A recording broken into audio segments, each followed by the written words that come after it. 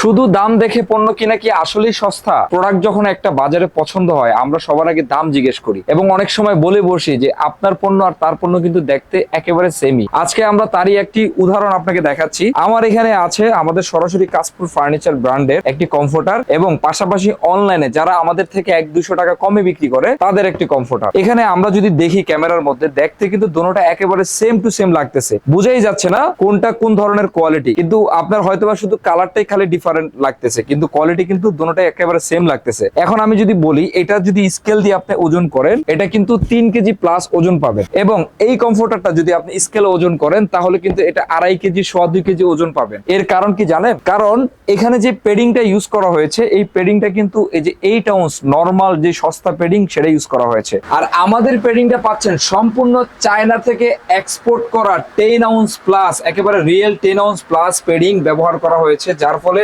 আপনি যেরকম শুয়ে আরাম পাবেন, ঠান্ডার মধ্যে প্রচন্ড রকম মজা পাবেন।